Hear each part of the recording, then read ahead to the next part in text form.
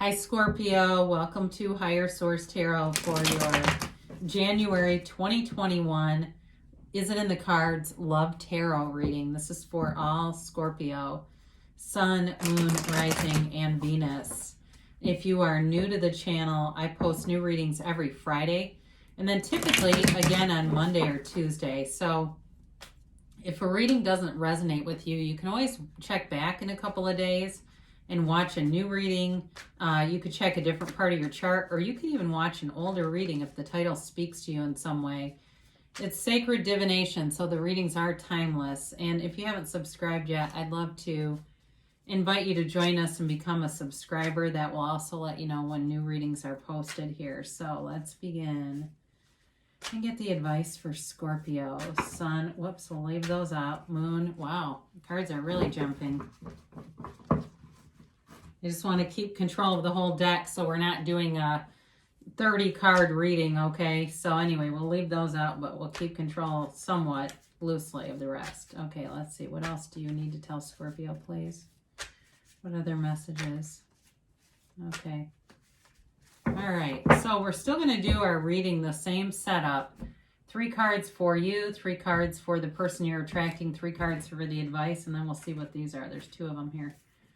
All right, you've got here the 4 of Cups, the Chariot, and the Star. Beautiful. They have the person you are attracting as the King of Wands, the Page of Cups, and the World. I like that too. Now the advice here, you've got the 7 of Wands here, the 8 of Swords, and Judgment. I like this together though, I'm going to tell you. Now interesting, you've got here the Lovers and the Queen of Wands as your clarifiers with this. Well, I do feel like there's love here. And it really has to do with a higher level of love, a higher level of commitment here. You've got very mature energy here. You have both in the advice and in the person you're attracting. But, you know, even you've got the Star here too. All of these. But I particular pick out these 2 because they are the final 2 major arcana. They're cards of self-mastery. They're very important in our travels here, in our, our journey here on earth, our soul's journey. These are incredibly important reminders or lessons, I guess. So with this, you have here, we're going to do these archetype cards too really quick a minute. I like to use these because the major arcana are all based on archetypes. There's been a lot of teachings on archetypes. Carl Jung, it was a big one into archetypes. These are Carolyn Mace. Okay, she's a PhD theologist. You've got the Goddess here, and they are the networker. So that's interesting. So I like the Goddess for you, though. So for some of you, you may have been kind of in a state of boredom, just not... You could be in a current relationship where it's felt kind of stagnant and stuck, or if you've been single, just not finding people that you're really all that interested in. But there's somebody here that they're going to get your eye, that's for sure. They certainly could be a Gemini, they could be a fire sign, Aries, Leo, Sag. You've got here though Cancer, you've got Aquarius here, you've got you don't have Earth really, do you? No, you don't. You've got air and fire and water, but with this, the Chariot is all about moving forward, and it's with victory, success, confidence. It's really about goals, okay? It's goal attainment.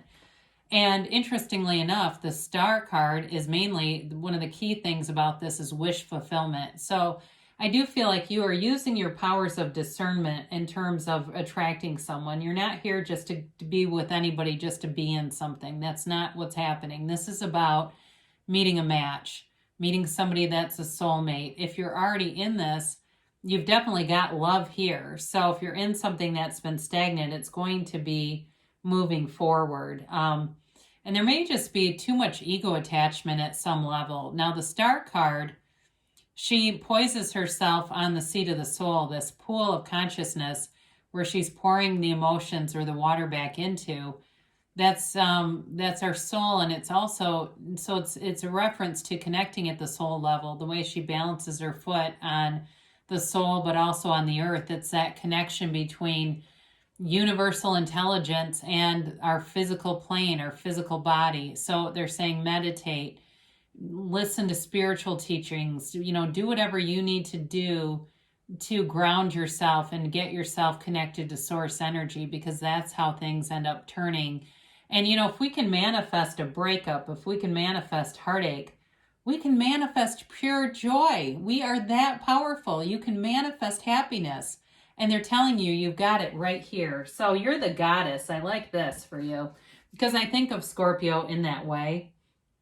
You've got, you know, you express your sexuality to some extent through your life force, okay? It's through wisdom. There's a sexiness about that too, in terms of wisdom and knowledge. And it's also, though, an interesting card because it's also about connecting with nature. And so is the Four of Cups, okay? If that is relevant to you in some way, that's an important part of your journey here. So the person you are attracting, they have the King of Wands, the Page of Cups, and the World. What a beautiful combination in a partner. This is somebody who knows who they are. This is somebody who's very confident but not arrogant, and they've got goals, okay? And much like the Chariot, if you're somebody that you say, I've got a lot of goals too, and I'm focused in life, I understand who I am, I don't live in a state of anxiety and confusion, this is a great match for you. This is a person too, though, they know when to play and they know when to work. They have a nice balance between the two of them. So they get stuff done. They're not just all play and kind of, you know, running around doing damage control in life. This is somebody who has a very clear path, very focused individual.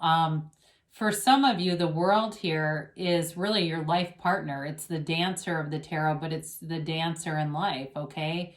Doing the dance of life with you is the reference that they're making with this. And the World is pure bliss. So I feel like this person sees you as their life partner as well. So if you haven't met this individual, it'll be profound, because this is somebody who also sees you as that true match. There's an eternal love here. And it's also, there's a law of attraction with this too, especially with the Page of Cups. That is an offer coming. It's also can be the return of an ex. So there could be reconciliation here, especially with Judgment and the Star. The Star is a rebirth. It's a healing energy. I didn't really mention that. I apologize. And it certainly can be reconciliation. There's healing energy and bringing things back together here. So I feel like if you reconcile with somebody, it'll be like a new relationship. And it's going to need to have kind of letting go of all the old stuff, the old negative limiting stuff, because this is running free. This is an unlimited kind of person. This is somebody who sees the glass as half full. You know, they are a positive person. They're a seeker. They're very high vibrational energies on both of your sides. Now they have the networker, and maybe they do some travel for work too, because the World is also about travel. They enhance relationships. This person engages in a lot of like social awareness and empathy and connecting people. This person galvanizes people. They bring people together.